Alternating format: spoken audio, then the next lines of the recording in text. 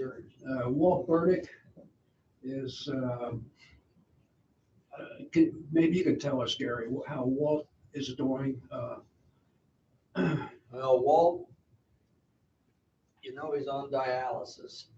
Well, the port that they were using in his left arm failed, so they couldn't continue the dialysis in his left arm. And he's in the hospital, and they've put a port in his neck that is temporary to do the dialysis as they decide what to do with for a permanent fix. And I've heard them talk about putting a same type of a port in his right arm. But I've also heard them talk about a new way of doing it, which I'm sure I don't even know what that is. So he is not doing well, but I would say the prognosis is probably good for him once they fix the problem of doing dialysis, which of course must be done, otherwise your body poisons itself. It must be done. So I'm hopeful. So he's not having a good time right now. Thank you. I just wanted to mention that our next two programs, we have two pretty special programs. Next week, we're going to have a panel of 5 people talk about their retirement choices, where they decided to live in retirement. And they'll all talk for about 5 to 8 minutes, telling what the advantages are of where they've chosen to live, and then we're going to open it up to a Q&A. So if you haven't made a decision about where you're going to go in retirement, maybe this will help you. And the final week, on the 21st, we're going to have 2 people from the Pastor Nominating Committee, Lene Young, who's the co-chairman of that, and Steve Brown. We're going to talk about the process that they're going through right now to select a new pastor. Today, most of us are curious about what and how our grandchildren, or maybe even our great-grandchildren, think. I saw a headline recently describing Generation Z, those born in the middle or the late 1990s. It read, "They're like millennials on steroids, except they're not like millennials at all." Well, that sort of narrows it down, right? I don't even try to figure out my grandchildren. I seem to find them pretty interesting and fun to be around when they're not on their phones or texting aliens from outer space. But our next guest, Chris Clark, as Westminster's Director of Children, Youth, and Family Ministries, has the challenge of trying to figure out young people and connect with them on matters of spirituality, discipleship, and community. He'll tell us what he has found, including some recent research on their unconventional faith and its potential impact on the future of belief in the church. Chris, please share with us your knowledge and thoughts, and start with a prayer for us, please.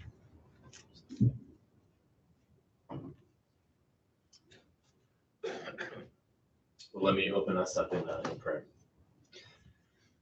Holy Creator, thankful for this opportunity to share musings and experiences and reflections on the lives and faith of young people that are part of this community, our church community and our local community in Chester County and even beyond that.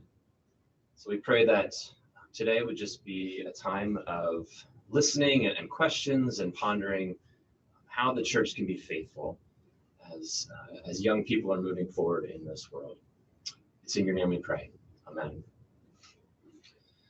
So that introduction, that's a lot of pressure, but I'll try to try to live up to it. Is there an orange book I could under there? So you all may know me as Chris Clark, the director of right now Children, Youth, and Family Ministries. That will change in 2022 to back to Director of Youth and Family Ministries when our new children's director joins our staff. But I was asked here today to share a little bit about the faith of young people. And I know as As Craig said, you all probably have grandchildren or great-grandchildren, and talk with them and thinking, what is it they believe? How is it that they live out their faith or practice their faith? So that's what we're going to do today. I'm just going to muse a bit on some of my own experiences, but also dive a lot into recent research on this topic. And there is a lot of research on this topic. So just to introduce myself a little bit, I have been in full-time ministry for about a little over 10 years and done some volunteer and interning ministry a few years before that. For those years, I was also working in children's ministry at St. John's Presbyterian Church in Devon.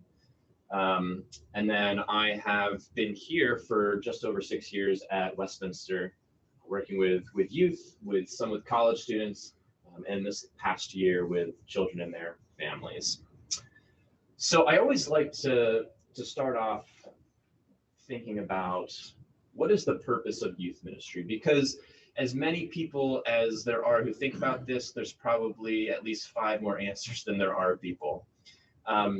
So what is the purpose of youth ministry? Well, here's what I think and I typically say. When thinking about ministry with college age, high school, and middle school young people, the purpose is to walk alongside young people as they are discovering who they are, their identity, and where God is calling them. So those two things coming together of listening to where God may be calling them and how they are growing into their own identity. And a couple of things about this. Maybe this seems very straightforward, maybe this seems very wide, but there's a few things I think to know. The first one is there is no silver bullets for youth ministry. It is not so much linear as it is kind of, all over the place, backtracking, moving forward.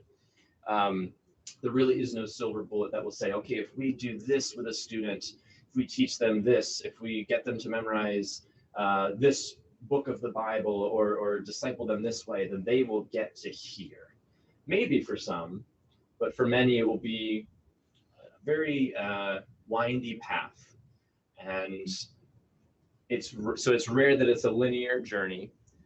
More often than not, we won't see the full fruit of our work. I can maybe think of a handful of students that I'd say, I'm really proud of the way I was present in their life, and I can really see the fruit of that. Most of them, I have to say, God, it's up to you. You are still present in their life, even though I am not.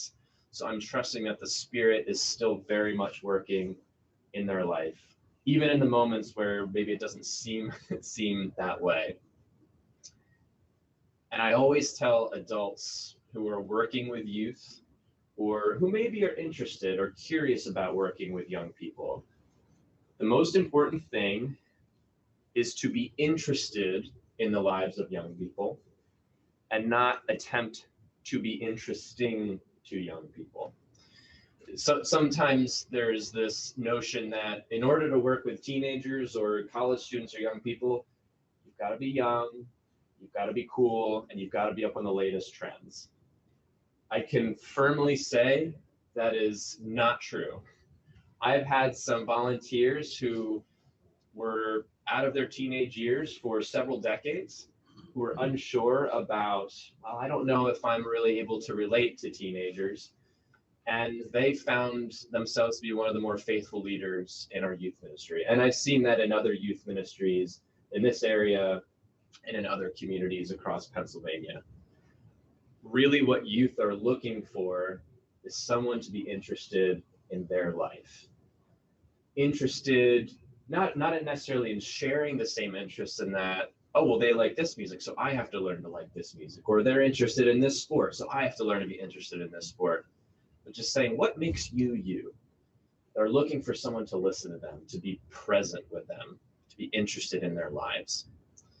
So that's what I say is the purpose of youth ministry with young people. Next, I want to go into some research that is very recent. There's an organization called the Springtide Research Institute. You may have heard of similar research institutes like this. How many of you have heard of Pew Research? Yeah, or Barna. So they're these organizations that are mostly Barna and Springtide are mostly looking at faith and religiosity and the lives of people in America. Springtide is specifically focused on the religiosity, spirituality, faith of young people. And each year they have put out a report for, I think, the last 2 years. They haven't been around for very long, but I know a few people who are on the board. One person is the director of the Youth Ministry Institute at Princeton Seminary. They've put out several reports here. You can see along the bottom here, the farthest one on the right, which is called The State of Religion and Young People. That's the report. This one is titled Relational Authority. So each report they give out has a particular focus of this is the information we found, and this is the kind of theme of data that we were able to accumulate. So this year's report was titled Navigating Uncertainty. And it came in a little book like this, and there's actually an online version too that you can download. So this is the bit of data that I have been diving into for the past couple of months, which I found very fascinating because, as we all know, we've been in a pandemic for almost 2 years now, and that affects deeply the lives of teenagers who are in the most formational time of their life. If you can think back to when you were a teenager, that was probably a pretty formational time. You were growing into who you were. You weren't a child. You weren't quite yet an adult. And it's a really kind of strange time to be navigating who you are as a person. So here's how Springtide, what they are about specifically. So they say, at Springtide Research Institute, we are compelled by an urgent desire to listen and attend to the lives of young people, ages 13 to 25, as they increasingly explore issues of faith, spirituality, and religion outside of traditional, institutionalized spaces. We combine quantitative and qualitative research to amplify the lived realities of young people as they navigate shifting social, cultural, and religious landscapes. We go wherever young people are asking life's most important questions and conduct research. So that's a little bit of what Springtide is all about. The way they went about some of their research here, they interviewed young people from about 14 different religious perspectives. When I say religious perspective, that includes agnostic or atheist. So it's not necessarily religious in the sense of a particular religion or denomination, but just the various perspectives that anybody, not just young people, can have in the world. About 51% of those who were interviewed or participated were Christian of some sort, so Catholic, Protestant, or as they categorized, other Christian. So it could be something outside of sort of those two traditional markers. Over 10,000 participants in the research survey, and the ages 13 to 25. So this would be known as Generation Z. As Craig and I were talking, I have no idea how they come up with the letters. I don't know what's next. If it's how they name hurricanes, and we'll go back to A or whatever. On the bottom here, and if you want this at the end, I can always go back. There is a link that you can actually get this report in a digital form, and it's free. This one was about $12 in print, but if you were ever interested in doing your own research and diving into this, you can just put in some basic information, name and email, and they'll send you a digital PDF form that has the exact same information. So that's that is springtide and what this particular research kind of dove into. Before I show you some of the findings, I think it's important to define the word religious, because we probably all have a sense of what the word religion or religious means. Some of it might be good, some of it might be bad or negative.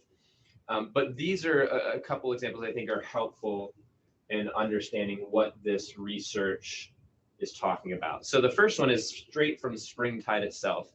So the way they define it is a wide array of diverse impulses, questions, and connections that inspire people to pursue community, identity, meaning, and various practices. And then from one of my favorite authors, David Dark, religion, from the Latin religare, to bind or to bind back, is simply a tying together, a question of how we see fit to organize ourselves and our resources, a question of how things have been tied together so far and how they might be tied together differently. I find it most helpful to define religion as follows. A religion is a controlling story. So in Christianity, our story is the gospel of Jesus Christ. Hinduism might have another story.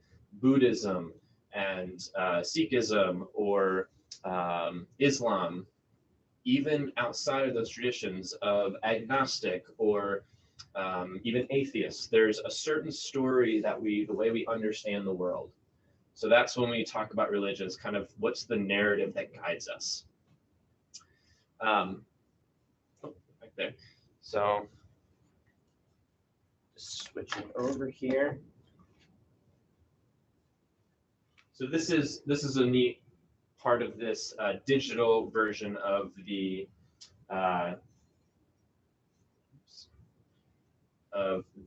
report that you can go through and see. So what do young people believe? We might have all kinds of ideas of what young people believe. I think every generation before my generation, Gen X, baby boomers, greatest generation, we all have ideas, maybe sometimes assumptions of what the next generation particularly believes. This is some hard, sort of solid data to show us what it is that young people particularly believe today. So about 47% believe in a higher power. About 18% are at least open to it. Maybe there's not a certainty of, yes, God exists or there is some divine power in the world, but kind of I'm not going to discount it, but I'm not 100% all in. So that's the green is, I believe in a higher power's existence more than I doubt. The lighter green, I believe in a power exists, and I have no doubts about it. This sort of dark blue that says 18% is, I don't know whether there is a higher power, and I don't believe there's any way to find out. So that's the beliefs of young people. Something really fascinating that came out of this particular study is that more young people feel connected to the environment and creation and nature than a higher power. So the orange is highly connected. The light blue here is moderately, and the slightly lighter blue is slightly connected. Dark blue, not at all. So that was an interesting finding by springtide. Personally held beliefs don't necessarily affect how young people go through the rest of their lives.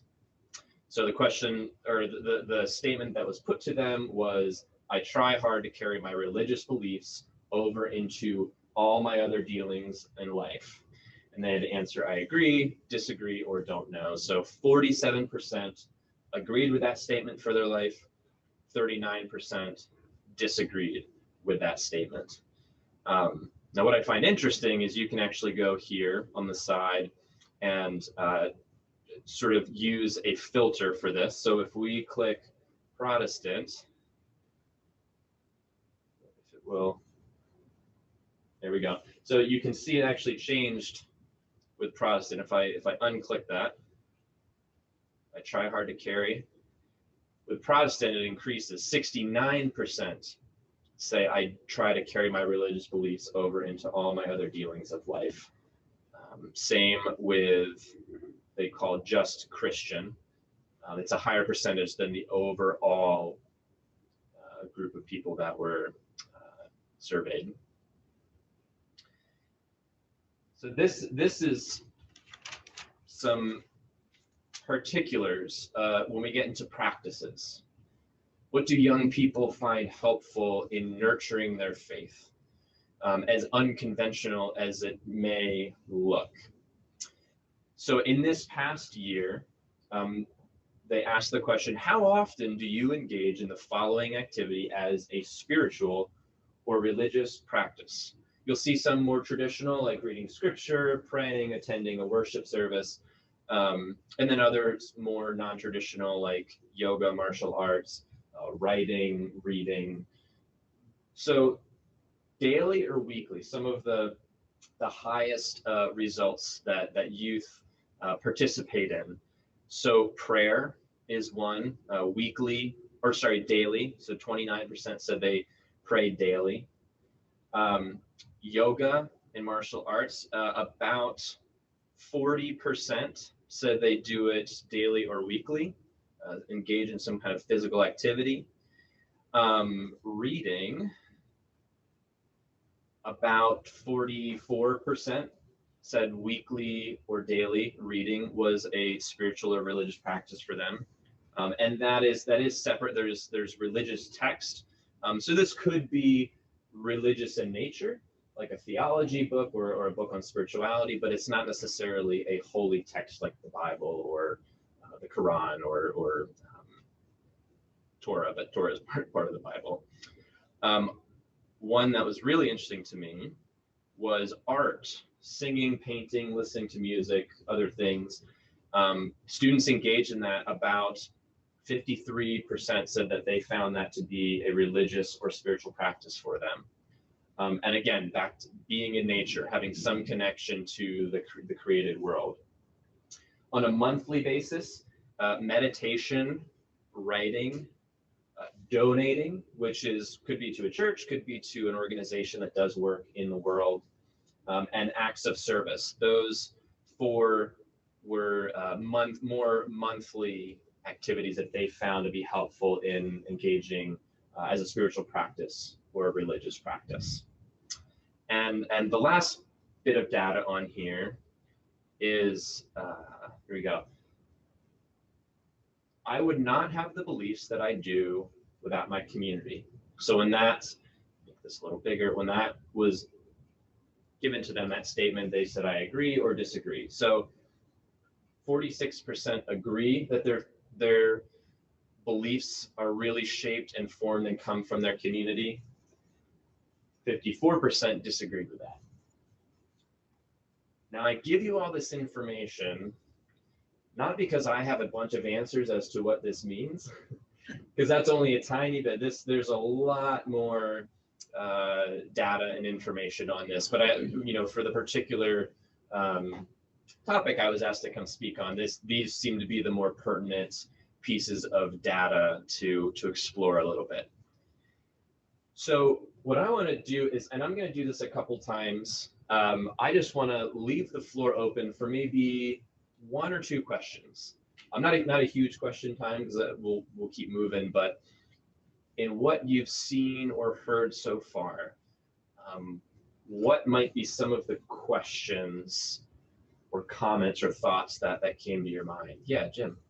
Chris, this research, my sense is youth in a major metropolitan area, and I would consider Westchester part of a major metropolitan area, versus some in Podunkville, somewhere smaller, older town, where there'd be less to do and church may be more important in their lives because there's not other things to do. As the research split anything from small area, rural probably, Mhm. to major metropolitan to see if there's any difference there? That's a good question. It's possible they may have some data to show that if even if it's regional, like the Northeast or the South. Um, I imagine it does differ a bit. I heard someone say that the United States is about a few decades behind where the United Kingdom is right now in terms of religion and the state of the church. Whereas the UK went through a period where religiosity, or what we'd call maybe Christendom, where you can assume your neighbor's a Christian and goes to church. That's not the case anymore. And as I talked to someone who does ministry in the UK, they said, the US is moving in that direction, about 20, maybe 25 years behind the UK, which I think in a lot of senses is true. But also, as you point out, the US is a much bigger landmass than the UK, and there's a lot more diversity in culture. So I don't know exactly what the differences would be, but I imagine there is probably some difference in the particular findings that they got. But that is a very good question. Yeah. Any others? Yeah. I was going to ask how the data might be different from 10 years ago or 20, but in a way you might have answered that when you did the comparison with the United Kingdom. But what do you think? Yeah, so 10 years ago, I was in college, which is a strange thing to say. But I remember going into my first youth ministry job, and I think 10 years ago, this was already starting, this sort of change in the faith life of young people, of what faith means, and all the data that's come out of here. I think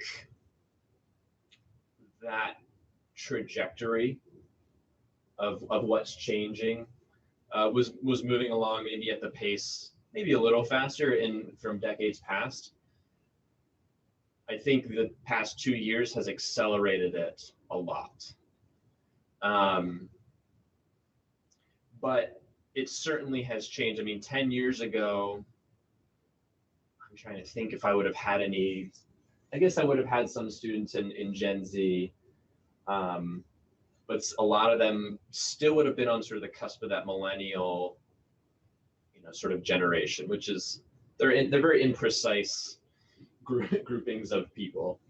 But yeah, I think since from 10 years ago, the trends were moving that way. And we've seen this in, church decline metrics, or, like Pew Research or Barna has done research on what is it people believe, or how many people identify as Christian or spiritual but not religious, or they call them nuns, that there's not really a traditional title for their faith that they feel comfortable with.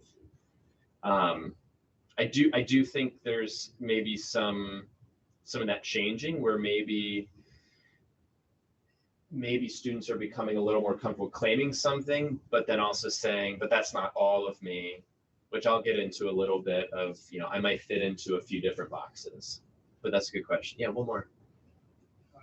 In my business career 40 years ago, I went to the UK a lot, and my friend there was the generation who went through World War II, and he seemed to think that the decline in religion in Europe occurred because of World War I and II, where a lot of countries were devastated, and people started asking, why did God let this happen? Whereas in the United States, we won, we didn't get destroyed. So his opinion was that's when religion, or the importance of religion in Europe started to change compared to the United States.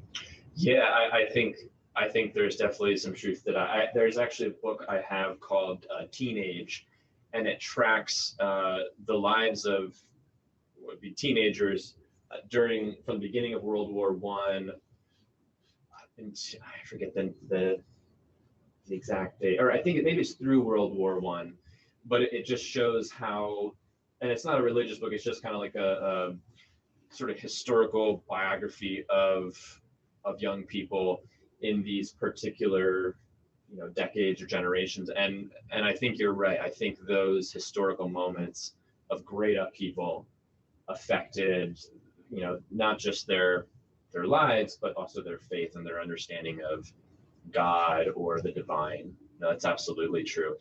And I think actually ties into these past 2 years, as there's been a huge upheaval, not a war, but a huge global upheaval, and how that has affected and changed the lives of young people.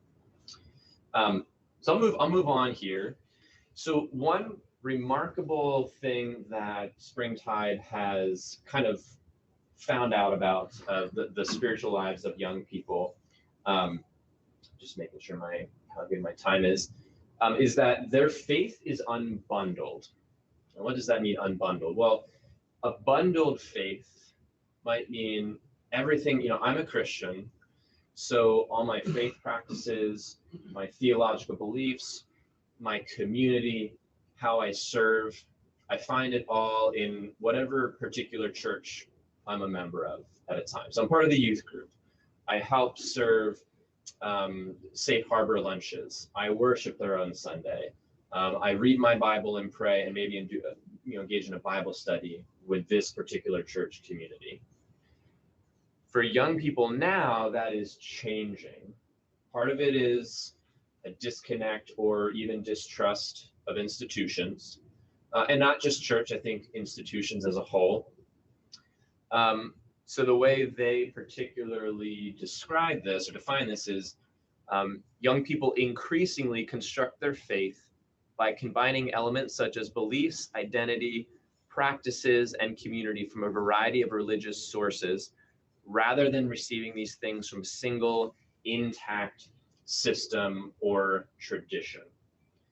So where, like I said, I might have found all of my particular practices or theology or faith in the church or a particular church, now students are feeling even that I feel like I could fit in with many different religions.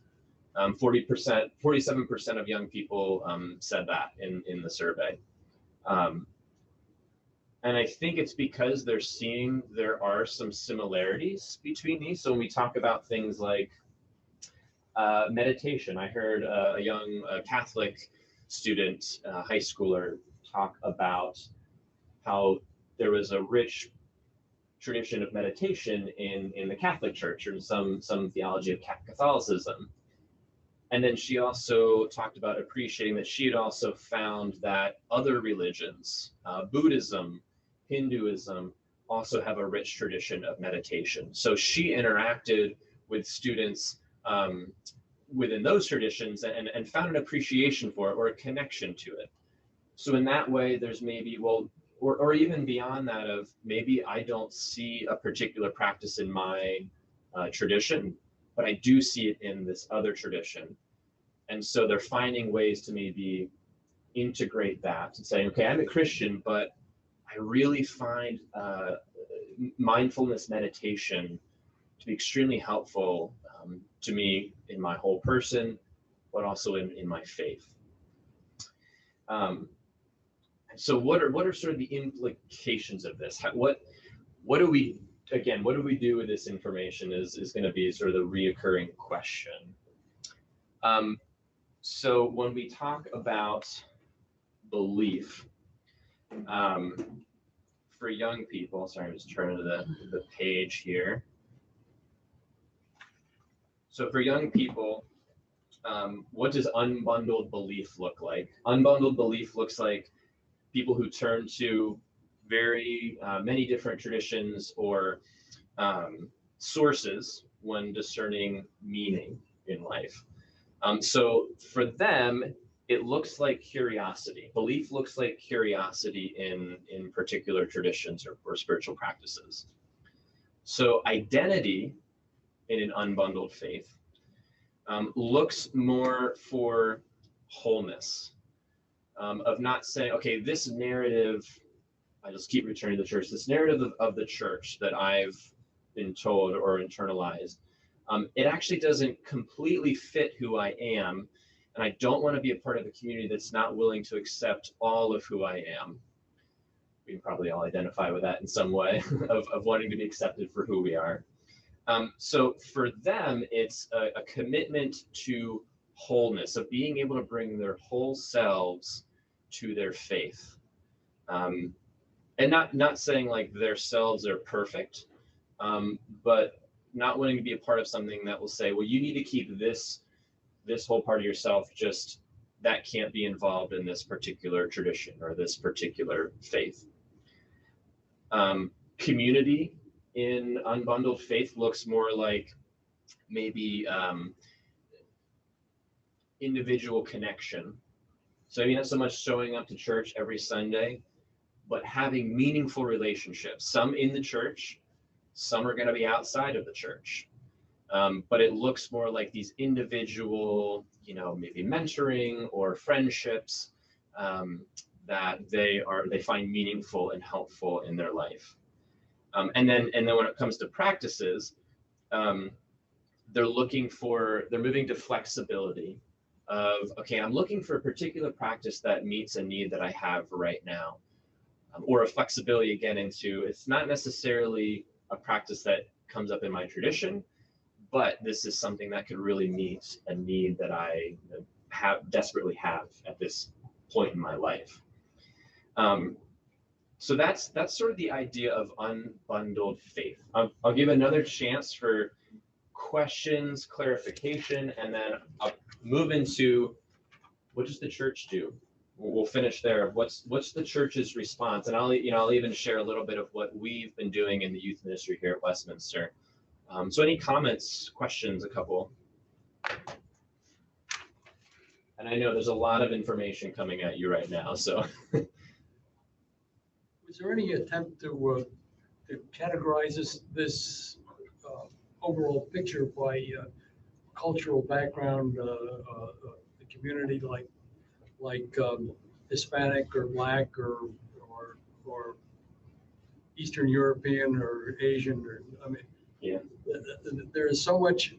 Each culture has their own assembly of faith and assumptions and beliefs and that kind of thing, and I was not at all sure how they dealt with that. Yeah. So in the overall findings, all that's kind of lumped together, and I didn't do this, but when I was showing you some of the interactive maps and data, there was a filter you could fill out, and you could do it by age range, you could do it by religious belief, you could also do it, I think by like culture or race or like ethnic heritage. So they do have, if you wanted, you could probably find specific data for, this is how African Americans mostly responded to this, or this is how Hispanic or Latino young people respond to this. And there certainly are, I think, some differences. There's some unique differences in those particular communities. Yeah, absolutely. Yeah. Any others before we sort of round this off? Okay. So how should the church respond? We have all this data. The church should respond. That's the first thing. The church definitely should respond. But a couple of things that I kind of see in my experience and in my own sort of diving into this research.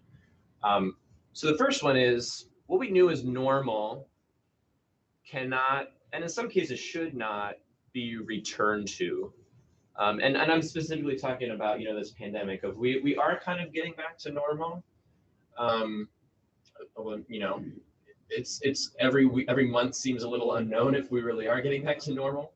But there's some things that were normal before that maybe shouldn't be normal in sort of whatever's next in a post-pandemic world, especially for young people. So, when I think of what's normal, what was normal for the church? Well, we often really hoped that young people would, really, fill the church, and they would be the next generation to lead the church. And I've said this, and I've heard lots of people say that young people are the future of the church, which I think is absolutely true. I also think they're the now of the church too. But it's likely we're not going to see young people flocking into church buildings. Youth groups follow very similar trends to church attendance. So youth ministries are seeing decline in numbers. So we can't expect them necessarily to come to us. That was kind of normal. We got to think about, what does it look like to go out to them? The world's very different than it was 2 years ago. There's been a lot of social upheaval. There's been a lot of things that young people have realized about the world, about themselves, things they've gone through. And those changes that were happening, Dan, as you said, 10 years ago, those have accelerated in these past 2 years. So the same organization, Springtide, actually put out something called the New Normal. And it's sort of practices churches can think about engaging in their own context of how do we care for Gen Z in a post-pandemic world. So 8 things that I'll briefly go through they talk about. So the first one is create safety. This year has been a traumatic year, especially for young people. Having a global pandemic where you're in isolation in some of the most formative times of your life, and the percentage of their life that's been spent in a pandemic has been more than me, and it's been more than the percentage of life I've spent in a pandemic. So for even some young kids, they might have spent a fifth or a quarter of their life being in some kind of isolation or lockdown.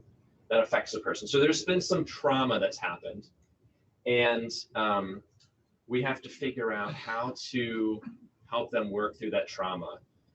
Where trauma keeps them in a fight, flight, or freeze state, we have to find ways to help them react or help them move through their life that helps them to avoid maybe some of those things all the time. So creating safe environments. Oh, shut my computer. Helping them to grieve, giving them practices to grieve what they've lost. We actually did this quite often when we were really in lockdown, of giving them space to name the things that they're grieving, the relationships they've lost, the hobbies they've lost, the places they used to love to go. So giving them rituals to not just say, oh, you'll be fine, you'll get over it, but to really honor those and not just sweep them under the carpet and saying it'll get better. So helping them to learn how to grieve, also helping them to learn how to find joy and to celebrate. The Psalms do this all the time. You'll find in the Psalms, the writer finds a moment of joy, but then also moments of deep grief. So this is very much a part of our tradition. And we did this in our youth ministry too, where instead of saying, how are you doing? We often said, what's been bringing you joy lately? And that was a little bit easier for them to actually give a concrete answer of, well, I enjoyed hanging out in my hammock this week, or I've been reading a new book, or I actually got to go for a walk outside. Resisting comparison. So maybe they feel like, oh, well, all my friends seem like they're fine now, but I'm not fine. And I feel like I need to be happy all the time. So helping them understand that we have a range of emotions that we're going through, and saying you don't have to feel a certain way just because another person feels a certain way about the same situation. So helping them understand that they have a range of emotions, and those range of emotions are good. Getting together. We've done this when we were not inside the building yet. We had campfires out by our parking lot. That was our way of getting together, roasting s'mores, sometimes having, prayer practices or sort of Bible studies, but mostly just being together. So even though the digital and virtual stuff is not going away, and I think has some great functions especially for youth ministry, we do still need to get together to combat that isolation. whoops, helping them learn how to take care of their body. I think this past 2 years, we've learned that being in isolation isn't just something that affects our mind. It affects physically our body. Trauma is carried in not just our minds, but our bodies. So helping them understand what they maybe need to do to take care of themselves.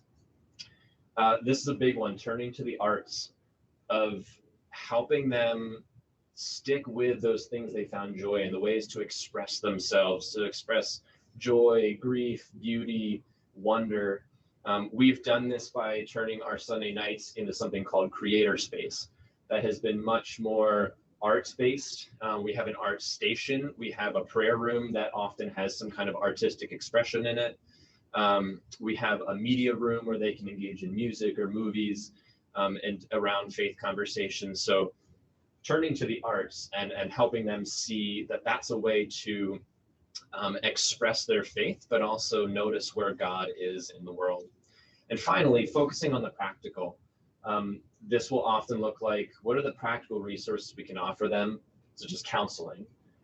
We've offered that this year by hosting a group through, I'm blanking on the name of the organization, they're new to Westchester, Compass Mark. They offer a program called Positive Action, and it helps young people learn how to take positive steps through their life so that they can be happy and whole and healthy. On a very practical level to end with here, relationships for the sake of connection, I think, is a big one for me. Sometimes we can feel like, okay, I want to be in relationship with this particular student because I want them to make it to this particular goal that I have in mind. And that has some underlying motives that young people can sniff out very quickly. And so the goal is not, I'm going to be a mentor to you because I have a goal for you in my mind, but I want to be a mentor to you because I want to get to know you and I want to help you navigate your faith and learn who you are. There was another survey put out in 2019. It's done every 2 years in Westchester and in other counties. It's called the PAYS survey, Pennsylvania Youth Survey. One of the findings they found was only 40% of Westchester school districts felt known or recognized by adults in their community. Again, I don't know what that means exactly, but I see there's a gap there, but also an opportunity. Only 10% of young people between ages 13 and 25 said a faith leader reached out to them personally during the past year, during the pandemic. That's not very many. And then one question that they asked was, when feeling overwhelmed, who did you turn to for help? The same amount of students that said no one also said they turned to someone from my faith community. So there's gaps there, but there's also opportunities for us to build relationships. I think one of the most important things that I'll leave us here with the church is the church, adults, volunteers need to learn how to be active listeners, not jumping to conclusions too quick, of not going off our own assumptions too quickly, but really listening. And of course, offering wisdom where wisdom is needed, but really listening to the lives of young people, because only through that means will we understand where they're coming from and truly understand who they are and who God is calling them to be. So that's all I have. I don't know how much time we have, but I'm willing to answer any final questions that any of you may have any musings. Yeah, Gary. Yeah, I noticed you mentioned art. And one thing that I found with my grandson, he's 14 years old now. In the arts, he has shown some interest, like he was interested in playing the trumpet. He was also interested in gymnastics. But as time goes on, I'm finding his interests can change. And I think it's important to understand why he needs the change, because I think you need to let them change to a different interest. Might be another interest in art, like performing arts versus hand art. Mhm. And it's important to listen to them and understand whether they are truly interested in this new subject, or are they just trying to jump around. Mhm. And I think just jumping around might not be good, but it's also not good to try to make them stick with something that they've rejected. Yeah. And I think that willingness to not feel stuck in a certain creative outlet can actually be good in the long run, because they might find connections between, okay, photography, and now I'm into music, and there may be some, I don't know what that is, but there may be some point where they realize those two things have a connection point for them, and could be a means for them to explore and engage their own faith and creativity. Yeah, absolutely. Yeah. I guess the challenge is to organized religion. I want to put it in a historical concept, maybe. Very broad and North American generated. In North America, we started out with, you fought diversity. The Puritans would hang the Quakers, enslaved people were subhumans, Irish need not apply, and whatever. Mhm. In the middle 1800s, led by ministers like Henry Ward Beecher, God became less of a vindictive God and more of a loving God. And I think by the time most of us were brought up, we were into tolerate diversity, where you were still judgmental, but you tolerated the differences. Mm. Today's kids are inundated with embrace diversity, and it's not judgmental. And do you think this emphasis on all cultures, all religions have good things to say, have diffused the kids to the point where they're not interested in Presbyterianism or Baptism or Catholic or whatever? They're just, this amorphous diversity thing. And that's got to be a challenge for organized religion. And do we need to go back to more judgmental, that maybe this religion, and without getting specific, has some things that we don't want to embrace? Mhm. It's a very difficult thing. And I think kids are all being pulled away by this, everything is equal. Mhm. I don't know. What are your feelings on that? Yeah, I mean, if you just hang out with young people, they're pretty good at picking out, these are the things we definitely, like, if it's another religion or another tradition, they're fairly good at picking out and saying, like, we probably shouldn't continue this particular thing from this religion or tradition or spirituality.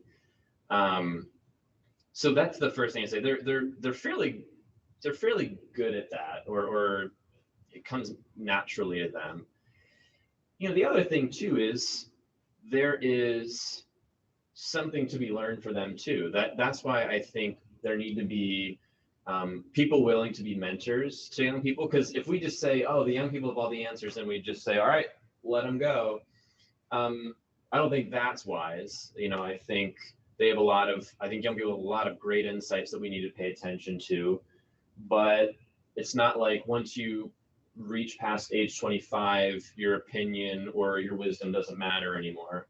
I think there needs to be a connection of those two things, because it can help them discern the things you're talking about. Okay, well, if everything is fair game, I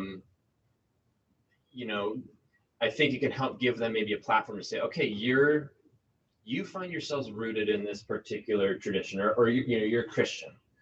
So I think some wisdom is, it may be more helpful to say, I'm grounded in this particular tradition, but I'm also connected to these other things. Because if you don't have a grounding, you can kind of just move about to whatever maybe fits your fancy at a certain time. And I don't know, I'd have to think more about that, about how I feel about that. But I think it helps to have a particular grounding, and then say, okay, I'm seeing these other things. I'm again unbundling, but I'm bundling from a different traditions together with where it is that I'm rooted or grounded. And I think we need adults in their lives to help them navigate that in healthy ways. Yeah, I don't know if that answers some of your question, or but I think it's the root problem of everything today. We are less judgmental than we used to be. Everything goes. Yeah. Chris, what do you think role the media has in impacting youth today and their belief or no belief in Christianity? So let me ask a clarifying question. For me, the media is a really big term, because media comes in all kinds of forms. Is there any particular kind of media you would, like news or social media or books, or do you have anything particularly in mind? I don't know if youth listens to the radio as compared to their songs that they have saved or whatever, Sure. or watch TV. My sense is from my generation, where this time of the year people will be saying Merry Christmas rather than Happy Holidays, the emphasis has been away from Christ, and I think the result is partially what we're seeing with kids not being maybe as Christian-centered as we were and our parents were. But, that's just my impression as a 74-year-old guy that grew up in the church and whatnot. Yeah, I always find it difficult to say media is it certainly is an influencer, and I think media has been an influencer especially since digital media has been around, because it moves so quickly. I think it definitely has made an impact, because you can find things very quickly, you can learn things very quickly, and you can share things really quickly. And there's a particular wisdom that needs to come with it that not everybody has, and I think it's one of those things young people need to learn. But it's in some ways I think it's sort of symbiotic, where kind of like art changes culture, but also culture affects art. So I see it maybe, youth affect how media is generated or moves, but also media affects them. They're intaking, they're taking things in, and kind of, understanding the world differently because of that. I think for better or for worse is still yet to be seen. I think there's some things that are better, and a few things that maybe are worse that we need some discernment, especially when it comes to social media.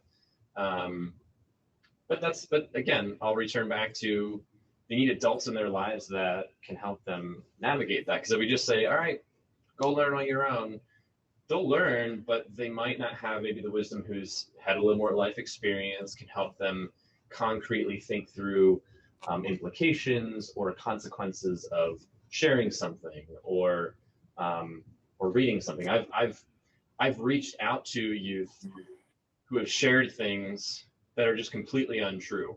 A picture of something that says, "Oh, can you believe this?" And I just, Google it, do a little research, and say, I appreciate your passion. I would want somebody to reach out to me, but this isn't whatever this person posted that you're sharing. It's just not true. I just want you to know that because I care about you, and not because I want to tell you you're wrong. But I care about how you move in the world, and I would want someone to care about me in that same way. So yeah, no, I think media definitely has a particular effect. Yeah. Okay, I have another question on social media. How does social media put pressure on young people to admit any kind of religious or spiritual conviction?